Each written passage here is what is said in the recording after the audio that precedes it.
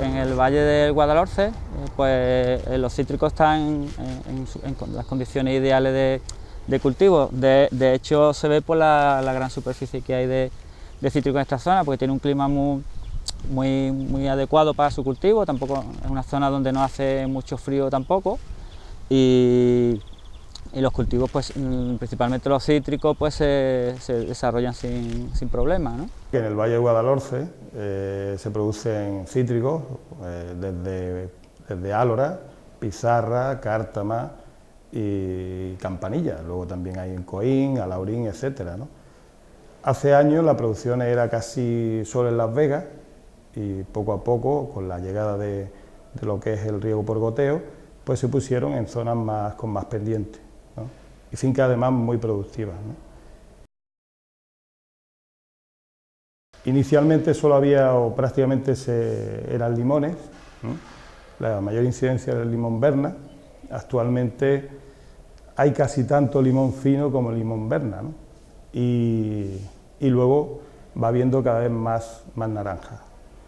La variedad que más abunda es la Valencia Latte, y después le seguiría la Lanelate, que digamos ha desbancado a lo que era la Navelate.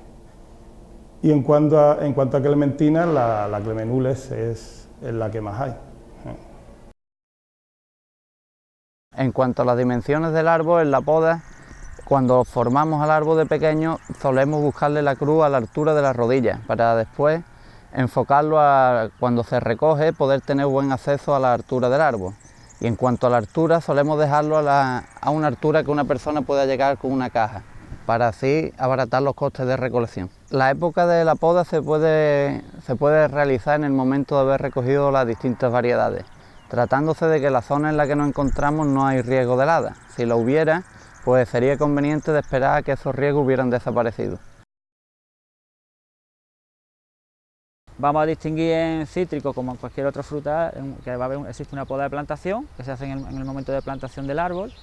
Luego una poda de formación, que se va a hacer formar o constituir la estructura del árbol. Luego una poda de mantenimiento o fructificación, que una vez que ya está formado el árbol, pues entonces hay que tratar que todos los años puedes vender sus cosechas regulares. Entonces eso lo conseguimos a través de esta poda de mantenimiento y fructificación. Y luego ya en árboles que son ya muy viejos, o incluso deseamos cambiar la variedad, pues se puede utilizar una poda de regeneración, ¿no? De esos 4 tipos de podas, que se hacen en función de la edad del árbol, ¿no? Podemos hablar de la poda de formación. Entonces la poda de formación en cítrico hay 3 tipos de poda, que sería la poda que se denomina dicotómica, luego está una poda libre, que es la que se ha hecho toda la vida, ¿no? Y una poda que se denomina no formación, o sea, que es dejar formar, que el árbol se forme libremente por su propia tendencia, y luego ir seleccionando una serie de ramas y formar más o menos una estructura. De los 3 tipos de poda de formación, la dicotómica es un tipo de poda que se está empezando a utilizar bastante, porque es una poda sencilla. Pues consiste en formar el árbol a partir de lo que se denominan dicotomías. O sea, las dicotomías son como bifurcaciones. Entonces se inicia el árbol con una primera dicotomía, o sea, del tronco salen dos ramas, sería la primera dicotomía, y a partir de ahí se van sacando las sucesivas dicotomías, se van sacando nuevas bifurcaciones, y sobre esas bifurcaciones que van a ir constituyendo las ramas guía, pues se van a ir sacando las ramas de producción. O sea, la idea con este tipo de poda es que el árbol no sea excesivamente alto para no dificultar luego la recolección, Esa es la poda, o sea, la poda de formación. Luego la poda de mantenimiento o fructificación, más o menos ya es una poda sencilla, ¿no? De hacer una serie de entresaques y demás, y de mantener las ramas de producción y hacer que el árbol también le entre un poco de luz, Y luego el último tipo de poda que comenté antes, la poda de regeneración, es cuando nosotros queremos cambiar de variedad, ¿no? Más o menos son los tipos de poda que se suelen utilizar en cítrico.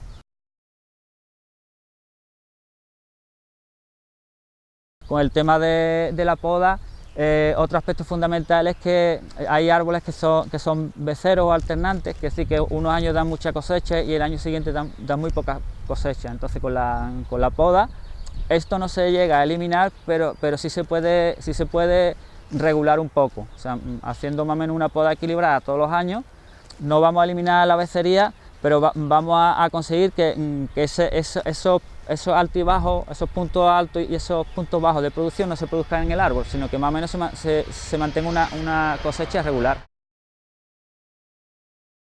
En algunos puntos se está regando por superficie, por inundación, y en otras zonas pues se está regando por goteo, que es lo ideal, ¿no? Para la determinación de las necesidades de riego, por ejemplo, concretamente en la IFAPA, no solamente en este IFAPA, sino en todos los IFAPA de Andalucía, existe lo que es una red de estaciones agroclimáticas. Aquí hay una en Churriana, que se utiliza pues para tomar todos los datos o todos los parámetros climáticos que hay en el ambiente, como son la temperatura, la humedad, la pluviometría si llueve. Incluso también llega a tomar un parámetro que se utiliza para determinar las necesidades de agua de los cultivos, en este caso de los cítricos, que es lo que se denomina la evapotranspiración de referencia.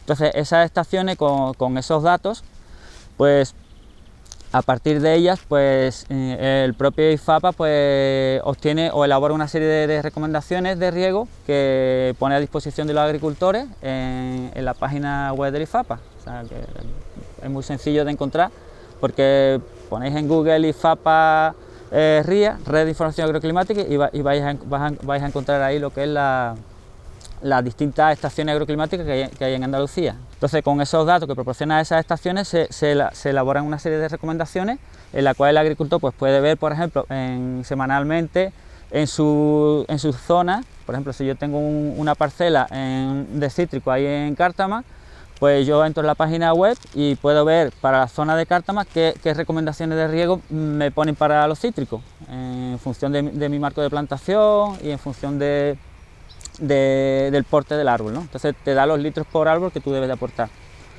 Entonces este riego bien se puede hacer por inundación, que eso ha de ir cada vez a menos, porque no es un riego muy eficiente, y ha de ir más hacia el riego localizado, que es verdad que ya está también bastante extendido, ¿no? En cuanto al riego, cuando en el momento de la plantación del árbol se le pone un gotero por árbol en la dirección del tronco.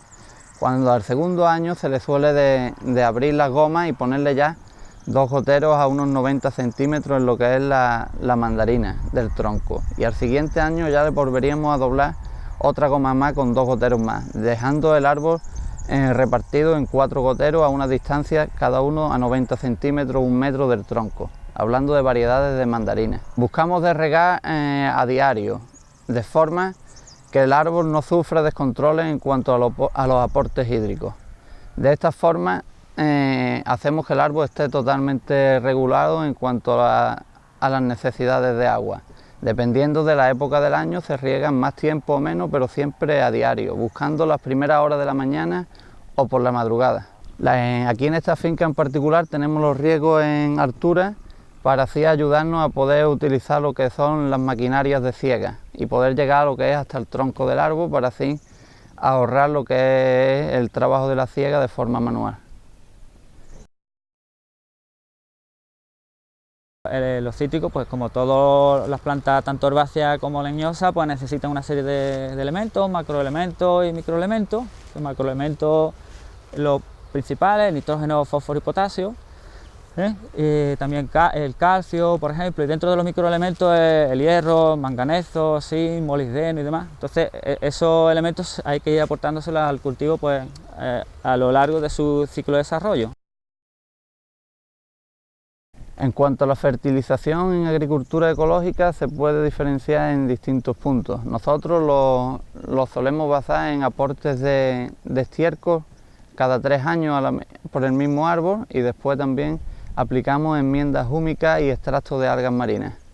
También teniendo en cuenta que todo lo que son los restos de poda y de siega se quedan en lo que es el filo del árbol, de forma que también les sirve de aporte nutriente. En cuanto a los restos de poda, también nos sirve de nutrientes, ya que todo lo que son los restos de poda los trituramos en el sitio en que caen. De esta forma también nos pueden ayudar a formar una cubierta vegetal, haciendo de que se evite la erosión en sitios de pendiente.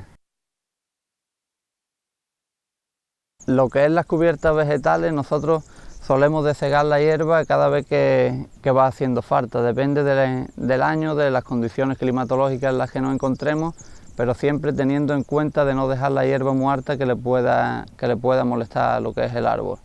Esta hierba se queda en el mismo sitio donde se corta, de forma que ya es un aporte de nutrientes. En cuanto a las cubiertas vegetales, es importante que toda la hierba se quede en el sitio y secada, de forma que entre esto y los restos de poda se va a crear un acorsamiento que lo que es la erosión la va a evitar por completo en la mayoría de los casos. El tema del acolchado, el manejo de cítricos, en muchos sitios se está haciendo lo que es el acolchado con mallas de un material que se llama polipropileno. Son mallas de color negro que se coloca debajo del árbol, sobre el caballón o bien sobre la zona donde está el árbol. Se está viendo como resultado, bueno, el resultado más directo es que las mallas pues evitan lo que es la salida de las malas hierbas, ¿no? Entonces permite a reducir lo que es la evaporación en el suelo. Entonces la malla pues permite también reducir las dosis de riego que nosotros le vamos a aplicar al árbol. Entonces cuando nosotros utilizamos mallas, en estudios que se han hecho, pues se habla que incluso puede haber hasta un 20% de ahorro en temas de agua, ¿eh? O sea, que en temas de riego es beneficioso también. Y luego también estudios que se han hecho para determinadas variedades se ha visto que incluso también da un poco de precocidad en el fruto, ¿no? Entonces son de las tres ventajas principales que tiene el uso de malla, ¿no? Pero sobre todo veo yo importante el tema de ahorro de agua, que es importante, y el tema de reducir lo que son los gastos de eliminación de malas hierbas. En cuanto a la utilización de las mallas, de cubrir lo que es la zona de los árboles con mallas, es conveniente de utilizar en agricultura ecológica en los árboles jóvenes, ya que al no poder utilizar ningún tipo de herbicida ni nada, la hierba va a crecer y va a hacer una competencia para las raíces de los árboles jóvenes que empiezan a criar. De esta forma se queda todo totalmente cubierto y evitaríamos que creciera hierba alrededor de los troncos de los árboles. Y también nos ayudan a que la temperatura del suelo aumente, haciendo que el árbol pueda crecer algo más rápido. Las plantas en general sufren el ataque de numerosas especies de insectos denominados fitófagos, que intentan alimentarse de la planta. Cuando ese nivel de ataque por parte de estos insectos alcanza un nivel que nos impide obtener una rentabilidad de la cosecha, de la producción de la planta, entonces estamos hablando realmente de plagas. Estas plagas surgen en la mayoría de los casos por desequilibrios que se han producido, que alteran el control natural por depredadores, por parásitos de las plagas. Fundamentalmente a tres que de alguna manera están generalizadas en nuestra comarca, prácticamente en toda España, que serían la mosca de la fruta, Ceratitis capitata, el piojo rojo de California, muy importante también, y ácaros, pues bueno, la araña roja o el ácaro oriental aquí en Andalucía en concreto. Prácticamente los problemas son generalizados, como digo, y luego puntualmente, o no tan puntualmente, según la zona, pues tenemos también el ácaro de las maravillas, como en las zonas de limonero, como aquí en Málaga es muy importante, o la mosca blanca, pulgones. Una parte absolutamente fundamental para el control de las plagas es la prevención de su aparición y la adopción de medidas para su control, y en este aspecto pues medidas de tipo cultural y de medidas de tipo de favorecer la presencia de controladores biológicos, de enemigos naturales, es muy importante el tener cuidado de ambos aspectos, ¿no?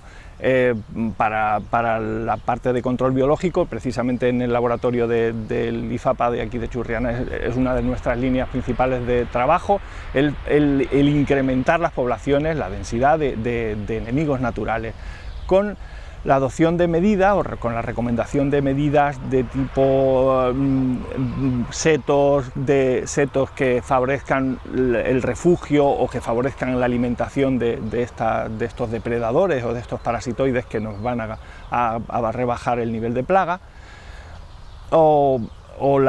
incluso la plantación en determinados casos, está aconsejado por ejemplo para ácaros pues de cubiertas vegetales, concretamente para el caso de ácaros pues de tipo de cereales, o incluso de alguna especie que en un momento dado albergue o favorezca la presencia de depredadores como puedan ser la crisopa, como podrían ser coccinélidos, ¿no? Las mariquitas que se alimentan también de polen o se alimentan de néctares.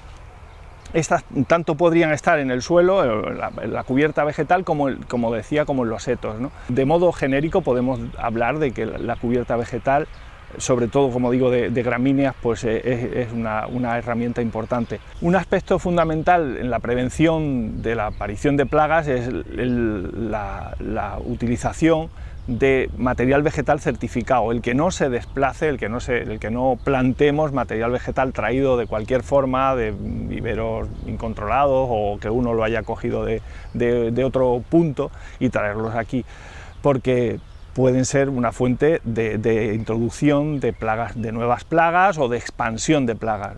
Ahí habría que tener tanto cuidado con el material vegetal propio que intentamos cultivar, como en general, de manera general, con los ornamentales, que son otro de los puntos o de los puntos de entrada más importantes y peligrosos para la introducción de nuevas plagas y enfermedades. La fauna beneficiosa, porque nos ayuda a controlar las plagas, básicamente lo podemos agrupar en tres grupos, valga la redundancia, más importantes, que serían ácaros depredadores, fundamentalmente son enemigos de otros ácaros, de las arañas que estábamos diciendo antes, una familia que se llama fitoseidos. Pues bien, esos son muy abundantes y suelen ser o pueden llegar a ser tener un alto valor a la hora del control. Hemos dicho, por una parte, ácaros depredadores, otro tipo de depredadores en general, como son los coccinélidos, que son las mariquitas de toda la vida que conocemos, que hay muchas especies, no solo en la roja y con puntitos, la de 7 puntos, sino que hay otras mucho más pequeñas y que también igualmente son muy importantes y abundantes.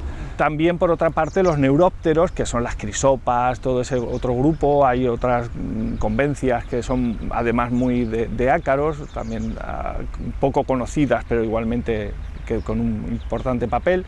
Y por último, otro grupo realmente importante, que son los parasitoides. Por ejemplo, para el piojo rojo de California, pues su principal enemigo es un parasitoide, un bichito que va y pone huevos encima del cuerpo del insecto y pues acaba matándolo. Todos estos grupos que estamos refiriéndonos se refugian en las plantas arbenses o de cubierta, o bien en los setos, o también en los mismos árboles, y de ahí lo que antes enlazábamos de la relación, de la importancia de mantener una diversidad tanto en setos como en flora arbense que sirva de refugio para los depredadores y parásitos.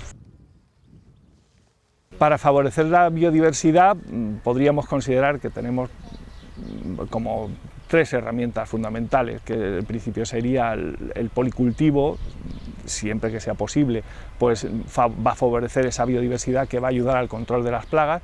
Por otra parte, lo que podríamos hablar del manejo de las cubiertas y setos, para favorecer igualmente una mayor abundancia de enemigos naturales. Y por último, claro está, en la medida de lo posible, no realizar tratamientos que van a tener como efecto secundario indeseable siempre el afectar, el matar, el reducir la densidad de enemigos naturales. De unos años a esta parte, la sociedad demanda más productos naturales y entonces, bueno, la producción ecológica va incrementándose. Málaga en ese sentido es pionera, sobre todo, vamos, en temas de cítricos y más quizás en limón que en naranja. Y bueno, cada vez más son las fincas que llevan a cabo un cultivo ecológico. La calidad que se produce aquí, tanto de naranja como de limón como de clementina, es excepcional, es muy buena. Cada vez los mercados van conociendo más la fruta que proviene de Málaga y la valoran. Y bueno, eso es una tarea que tenemos que intentar lograr, el que se conozca nuestra fruta y se valore, ¿no? La clementina, por ejemplo, la Clemenule de Málaga, le da 20 vueltas a la de cualquier sitio.